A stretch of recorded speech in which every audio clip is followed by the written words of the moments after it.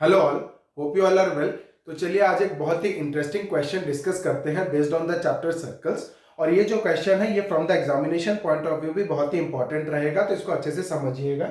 तो क्वेश्चन क्या दिया हुआ है देखिए, हमको दिया हुआ है circular park of radius 20 metre is situated in a colony. ठीक है, तो कैसा पार्क है? We are having a circular park, we are having a circular park. ठीक है, जिसका रेडियस कितना दिया हुआ है 20 मीटर। तो मैं यहां लिख देता हूं रेडियस कितना दिया हुआ है हमको 20 मीटर्स। ओके, नाउ कंडीशन क्या है देखिए, हमको दिया हुआ है 3 boys Ankur, Syed and David are sitting at equal distances on its boundary. ठीक है, 3 बॉयज हैं जो अंकुर, सैयद एंड डेविड ये इक्वल डिस्टेंस में बैठे हैं सर्कल के बाउंड्री के ऊपर। तो देखिए हमारा जो सेंटर होता है उसका जो सेंट्रल एंगल होता है, जो सेंट्रल एंगल होता है वो कितना हो जाता है 360 डिग्री। और अगर कोई इक्वल डिस्टेंस में बैठा है तो हम लोग का 360 डिग्री डिवाइडेड बाय 3 कितना हो जाता है 120 डिग्री। मतलब 120 डिग्री में एक बैठा है, दूसरा वाला 120 डिग्री में बैठा है, तीसरा वाला भी 120 डिग्री में बैठा है, तो तीनों मिला के 360 डिग्री हो रहे हैं, इक्वल इक्वल डिस्टेंसेस में बैठे हैं। तो देखिए अभी जो सेंट्रल एंगल है, बीच वाला एंगल, उसका कॉन्सेप्ट तो हमको जरूरत नहीं है जो 120 डिग्री वाला बताया। बट जब आप 10th क्लास में चले जाओगे तो आपके एक चैप्टर आएगी ट्रिग्नोमेट्री, जिसमें कि आपको एंगल्स के ऊपर ही काम करना रहता है। और ये क्वेश्चन क्या हो जाता है, ट्रिग्नोमेट्री से आप करने के लिए गए तो बहुत ही इजीली सॉल्व हो जाता है अगर आप ट्रिग्नोमेट्री इसमें अप्लाई कर देते हो। ठीक है, तो आपको बस यहाँ पर इस क्वेश्चन के माध्यम से ये बताना चाहता हूं कि थोड़ा एंगल के तरफ भी कॉन्सेप्ट आप ध्यान में रखा कीजिए कि इक्वल डिस्टेंस में बैठे हैं तो इक्वल एंगल्स है। ठीक है, अब हमको देखना है क्या कि हम अंकुर का स्पेस स्पेसिफाई कर देते हैं। सपोज अंकुर इधर बैठा है, यहां से अप्रोक्सीमेट 120 डिग्री में इधर सैयद बैठा होगा, और यहां से अप्रोक्सीमेट 120 डिग्री में कौन बैठा है, डेविड बैठा है। ठीक है, अब हमको बोला गया है कि each having a toy telephone in their hands to talk with each other. सबके पास क्या है, एक टॉय टेलीफोन है ना, एक दूसरे से बात करने के लिए। तो टॉय टेलीफोन है तो वो एक स्ट्रिंग से जुड़ा रहेगा, तो वो बोल रहा है find the length of the string of each phone. इसके पास एक फोन है, इसके पास एक फोन है, इसके पास एक फोन है, वो लोग स्ट्रिंग से क्या है, कनेक्टेड है। और हमको बोला है find the length of the string of each phone. क्या बोला, find the length of the string of each phone. तो ये एक फोन हो गया, ये एक स्ट्रिंग हो गया, और ये एक स्ट्रिंग हो गया। तो हमको पूछा find the length of the string of each phone. तो देखिए यहाँ पर जब ये ईच फोन बोल रहा है तो एक फोन इसके पास है, एक फोन इसके पास है, एक फोन इसके पास है। तो आप सोचोगे कि मेरे को 3 लेंथ ऑफ ईच फोन बोला है तो 3 अलग अलग आंसर्स आएंगे, बट ऐसा नहीं है। देखिए लेंथ ऑफ ईच फोन बोला तो ये तीनों बराबर है, क्योंकि क्या हो रहा है देखिए, ये जो कर्व वाला पोर्शन है ना एएस, उसको बोलते हैं आर्क, उसको बोलते हैं आर्क। तो हमको क्वेश्चन में दिया हुआ है कि ये लोग सर्कल के बाउंड्री के ऊपर इक्वल डिस्टेंस में बैठे हैं। मतलब क्या हो जाएगा, arc AS is equal to arc SD is equal to arc AD. ये तीनों आर्क इक्वल है, और जब आर्क इक्वल रहेंगे तो उनसे जो कॉर्ड बनेगा वो भी क्या, इक्वल रहेगा। Because equal arc of a circle subtend equal chords, equal arc of a circle subtend equal chords. मतलब आर्क एएस एसडी इक्वल है तो क्या हो जाएगा, this side will be equal to this side, और ये भी इससे बराबर है तो तीनों साइड क्या हो जाएंगे, बराबर हो जाएंगे। मतलब हमको क्या मिल गया, एक इक्विलैटरल ट्रायंगल मिल गया। ये क्या बन गया, एक इक्विलैटरल ट्रायंगल बन गया। तो क्या हो जाएगा हमको, और क्या मिल गया, ट्रायंगल एएसडी क्या है, इक्विलैटरल है। ट्रायंगल एएसडी क्या है, इक्विलैटरल। एक रेडियस मिल गया, एक ये मिल गया हमको कि ट्रायंगल एएसडी क्या है, इक्विलैटरल है। ठीक है, अब जो बोल रहे हैं find the length of the string of each phone, है ना, तो हम एक का लेंथ निकाल देंगे तो बाकी 2 के लेंथ इजीली निकल जाएंगे, है ना, सेम होंगे तो हम बोल देंगे कि तीनों सेम है। तो सबसे पहले हमारा इंपॉर्टेंट कॉन्सेप्ट क्या था कि length of the string of all phones are same. तो पहले ट्रायंगल इक्विलैटरल बन गया। अब देखिए ट्रायंगल जब इक्विलैटरल बन जाता है, आप इस वाले फिगर को देखिए, एक इक्विलैटरल ट्रायंगल है और उसको एक सर्कल ने क्या किया है, अपने अंदर सर्कमस्क्राइब किया है। सर्कमस्क्राइब मतलब क्या होता है, सर्कल ट्रायंगल को अपने अंदर ले लिया हुआ है ना। एक वर्टेक्स इधर है, एक वर्टेक्स इधर है, एक वर्टेक्स इधर है, क्या किया गया है, सर्कमस्क्राइब कर लिया है। तो यहां पर आपको कुछ कॉन्सेप्ट जानने रहेंगे इक्विलैटरल ट्रायंगल से रिलेटेड, और जो सर्कमस्क्राइब ट्रायंगल है ना, सर्कमस्क्राइब्ड इक्विलैटरल ट्रायंगल का कॉन्सेप्ट आपको थोड़ा बहुत जानना रहेगा तो आप ये क्वेश्चन इजीली सॉल्व कर सकते हो। तो मैं आपको सबसे पहली कॉन्सेप्ट बताता हूँ। तो आपको जानना है, सबसे पहले आपको एक जानना है मीडियन क्या होता है। ये कॉन्सेप्ट नंबर 1, ये आपको समझना है मीडियन क्या होता है। तो मीडियन, ये मैं जो भी ट्रायंगल बनाऊंगा वो सब इक्विलेटरल होंगे, ठीक है। और मैं इक्विलेटरल ट्रायंगल के हिसाब से ही बता रहा हूं क्योंकि ट्रायंगल क्या है, इक्विलेटरल। और जब ट्रायंगल इक्विलेटरल आ जाता है तो मैं कुछ प्रॉपर्टीज आपको बता रहा हूं जो कि आपको आगे क्लासेस में हमेशा काम देंगे, क्योंकि क्वेश्चन, स्पेशल क्वेश्चंस हमेशा इक्विलेटरल ट्रायंगल से ही आते हैं, ठीक है। तो देखिए कॉन्सेप्ट नंबर 1 है मेरा मीडियन के ऊपर। किसके ऊपर? मीडियन के ऊपर। तो मीडियन क्या होता है? Median is a line segment drawn from the vertex of a triangle to the mid point of the opposite side. A line drawn from the vertex of a triangle to the mid point of the opposite side को हम लोग क्या बोलेंगे? Median. तो यहाँ पर ये क्या है? मीडियन है, बिकॉज ये एक वर्टेक्स से निकल रहा है और अपोजिट वाले साइड को, मिड पॉइंट को जाके टच कर रहा है, तो इसको बोलेंगे मीडियन। सेकंड में आपको कॉन्सेप्ट में बोल रहा हूं एल्टीट्यूड क्या होता है, ठीक है। सेकंड में क्या बोल रहा हूं आपको? एल्टीट्यूड। एल्टीट्यूड क्या होता है? इक्विलेटरल ट्रायंगल का। तो line drawn from the vertex perpendicular to the opposite side, line drawn from the vertex perpendicular to the opposite side is known as altitude, is known as altitude. Line drawn from the vertex perpendicular to the opposite side is known as the altitude. अब मेरा सवाल है इस वजह से जो मेरा तीसरा कॉन्सेप्ट आएगा, वो मेरा सवाल है क्या मीडियन सेम होता है एल्टीट्यूड से? Is median same to altitude in an equilateral triangle? क्या मीडियन एल्टीट्यूड से सेम होता है इन एन इक्विलेटरल ट्रायंगल? तो हमारा आंसर आएगा यस। हमारा आंसर क्या आएगा? Yes. In an equilateral triangle the median is same as the altitude, the median is same as the altitude. अगर आप कंस्ट्रक्शन में एल्टीट्यूड बनाते हो तो वो मीडियन आप उसको ले सकते हो, अगर आप मीडियन बनाते हो तो उसको एल्टीट्यूड ले सकते हो, ठीक है। और वो आप प्रूफ करके देख सकते हो। आपने एल्टीट्यूड बनाया तो this side is equal to this side है, और आपका ये आर एच एस कॉन्ग्रुएंसी से दोनों ट्रायंगल कॉन्ग्रुएंट हो जाते हैं। सीपीसीटी में ये इक्वल टू ये हो जाता है, तो एडी क्या बन जाता है? मीडियन। सिमिलरली यहाँ पर देखोगे तो अगर मीडियन लोगे, एल्टीट्यूड प्रूफ करना है तो this side is equal to this side है, this side equal to this side, ये कॉमन है, दोनों ट्रायंगल कॉन्ग्रुएंट हो गए। सीपीसीटी में this angle is equal to this angle हो गया, तो लिनियर पेयर बनाएंगे तो ये 90 डिग्री हो जाएगा। तो ये क्या प्रूव हो गया? हमारा एल्टीट्यूड प्रूव हो गया। तो हमको बस अभी इतना ध्यान रखना है इस क्वेश्चन के लिए कि इक्विलेटरल ट्रायंगल का मीडियन और एल्टीट्यूड सेम रहता है। क्या? मीडियन और एल्टीट्यूड सेम रहता है। तो मैं यहां लिख रहा हूं इक्विलेटरल ट्रायंगल का median and altitude same, median और एल्टीट्यूड क्या है? सेम रहेगा।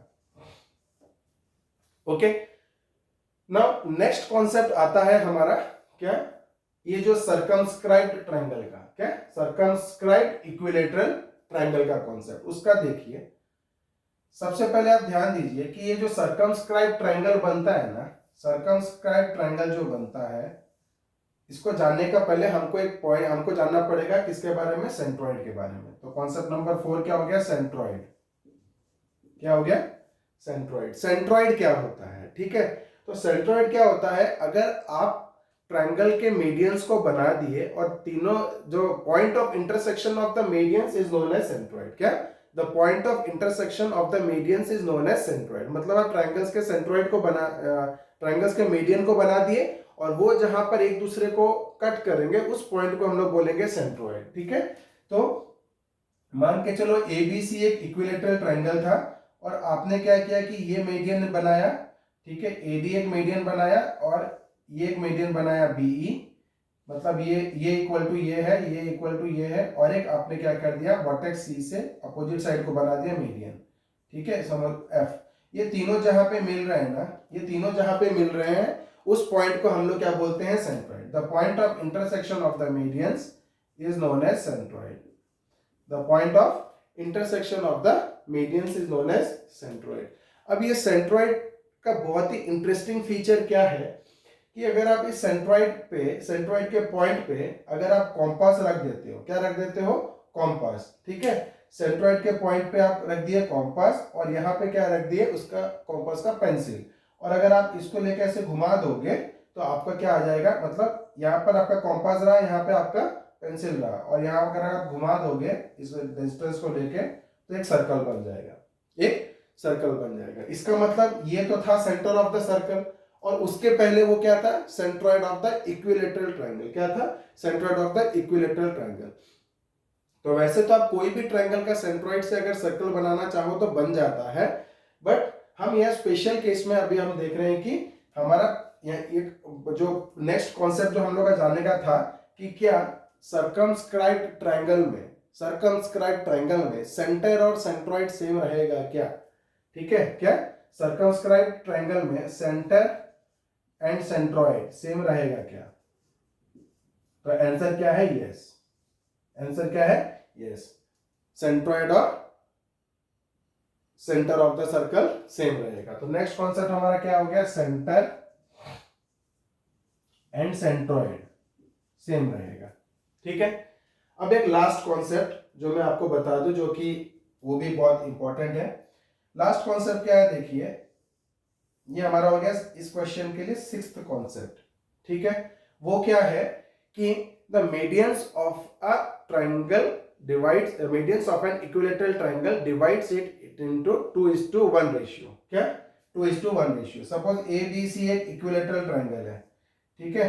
आपने यहाँ पे मीडियन बना दिया, ठीक है, और ये मीडियन भी बना दिया और ये मीडियन भी बना दिया, ओके। नाउ ए डी एक मीडियन हो गया, बी ई मीडियन हो गया, सी एफ मीडियन हो गया। तो the medians of a triangle, medians of an equilateral triangle divides it into 2:1 ratio. मतलब अगर आप इसको सेंट्रॉइड लेते हो O को, तो ये हो गया 2 रेशियो, ये हो गया 1 रेशियो। मतलब OA बाई OD कितना हो जाएगा, 2:1।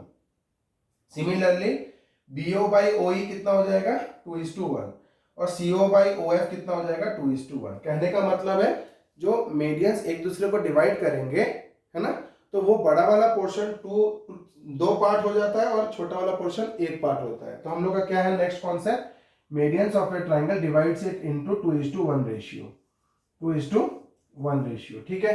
अब इतने कॉन्सेप्ट मेरे को मिल गए। अब ये क्वेश्चन देखिए कितना इजीली सॉल्व हो जाएगा।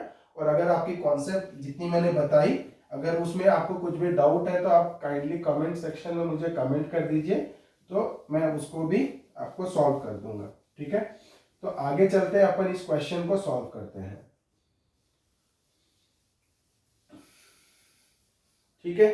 तो सबसे पहले हम लोग का इस ट्रायंगल को क्या करना है, हमको सबसे पहले इक्विलेटरल प्रूफ करना है। सबसे पहले इस ट्रायंगल को क्या करना है, रेडियस दिया हुआ था 20 मीटर, ओके। तो मेरे को सबसे पहले क्या करना है, ट्रायंगल ASD को इक्विलेटरल करना है। तो वो कैसे करेंगे, अकॉर्डिंग टू क्वेश्चन क्या दिया हुआ है, देखिए अकॉर्डिंग टू क्वेश्चन हमको दिया हुआ है arc AS is equal to arc SD is equal to arc AD। तो क्या दिया हुआ है, आर्क AS, और आर्क को कैसे करते हैं, AS के ऊपर एक कर्व बना दीजिए तो आर्क हो जाएगा। Arc AS is equal to arc SD is equal to arc AD is equal to arc AD, ठीक है। देयरफॉर क्या हो जाएगा, cot AS will be equal to SD which will be equal to AD। क्यों, equal arcs subtend, equal arc subtend equal chords, equal arc subtends equal chords, ठीक है। तो अभी हमारा सबसे पहला जो स्टेप था, ट्रायंगल ASD को हमने इक्विलेटरल कर दिया, क्योंकि बहुत सारे प्रॉपर्टीज हमको इक्विलेटरल ट्रायंगल के साथ आ जाते हैं। तो triangle ASD is equilateral, triangle ASD is equilateral, okay. अब हम लोग क्या लिखेंगे, देखिए ये क्या है, सर्कल सर्कमस्क्राइब्ड ट्रायंगल है ना, circle is circumscribing the triangle ASD। क्या लिख रहा हूं, सर्कल इज सर्कमस्क्राइबिंग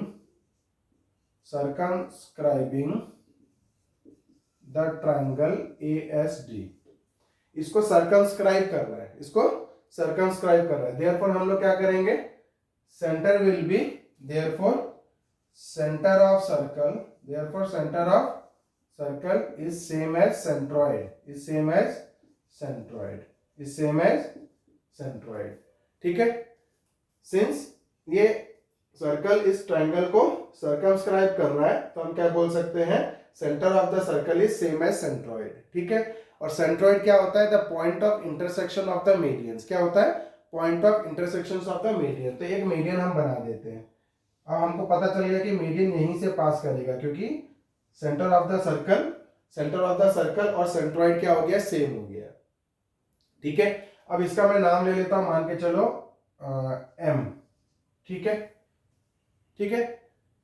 अब ये बना दिया तो मैं क्या कर दिया, draw median A M, draw median A M, draw median A M बना दिया। तो वो सेंटर ओ से ही पास करेगा। वो कैसे पता चल गया, इस स्टेटमेंट से, centre of the circle is same as centroid. अब हमको पता है मीडियंस, अभी और एक मीडियन बनाऊंगा, फिर 2:1 रेशियो लूंगा। इससे अच्छा क्या है, अपन क्या करेंगे, एक ही मीडियन बनाएंगे दो, क्योंकि हमको पता चल गया कि सेंट्रॉइड होता है point of intersection of the medians, और सेंट्रॉइड क्या करता है, 2:1 रेशियो में डिवाइड कर देता है। तो ये कितना रेशियो हो जाएगा, 2 रेशियो हो जाएगा, और ये 1 रेशियो हो जाएगा, है ना, 2:1। अब देखिए नेक्स्ट हमारा जो कॉन्सेप्ट था, median and altitude are same, median and altitude are same, तो वो भी हम लिख देंगे, AM is perpendicular to SD, AM is perpendicular to, also लिख देता हूं, also AM is perpendicular to SD, 90 degree होगा। AM is perpendicular to SD, क्योंकि मैंने क्या कॉन्सेप्ट जाना था, median and altitude are same in an equilateral triangle, because in an equilateral triangle median is also an altitude, ठीक है, median भी क्या रहेगा, एक एल्टीट्यूड रहेगा। तो मैंने 90 डिग्री भी प्रूफ कर दिया।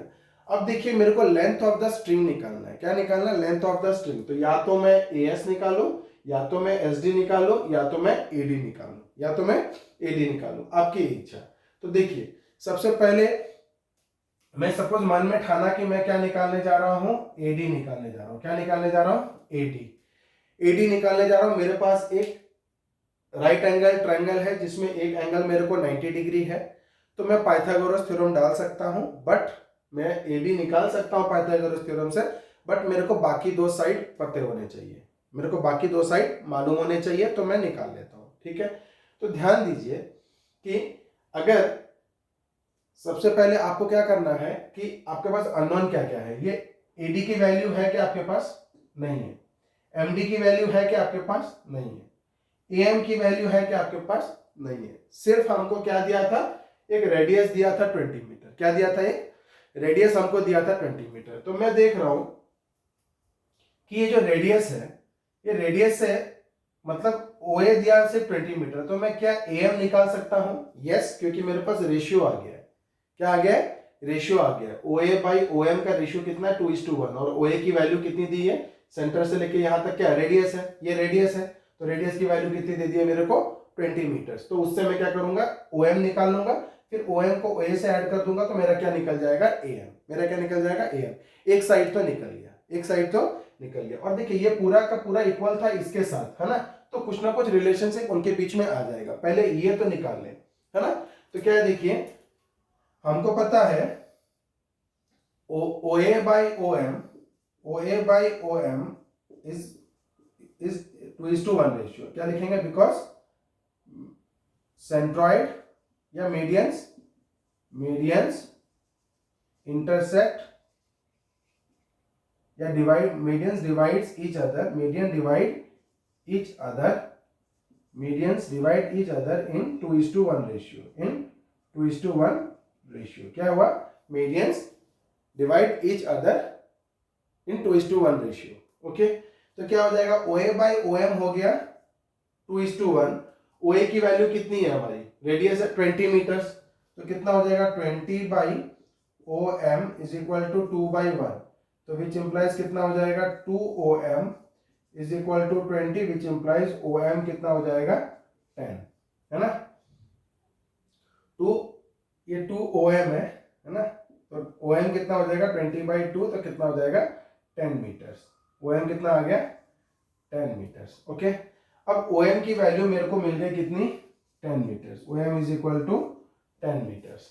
हाँ, तो OM अगर हमको 10 मीटर्स मिल गया, मैं ये रब कर देता हूं, तो OM अगर हम लोग को 10 मीटर्स मिल जाता है, तो हमारा AM कितना हो जाता है, OA प्लस OM, और OA कितना है हमारा 20, तो ओ ए 20 है तो ओ एम 10 ऐड हो जाएगा तो कितना हो जाएगा हमारा 30 हो जाएगा। ठीक है, कितना हो जाएगा 30। तो देखिए अभी मैं ए एम निकाल रहा हूं। ठीक है, तो ए एम कितना हो जाएगा, A M is equal to O A plus O M, A M is equal to O A plus O M. O A का वैल्यू कितना था रेडियस, ओ ए का वैल्यू कितना था रेडियस, और ओ एम का वैल्यू कितना हो गया 10।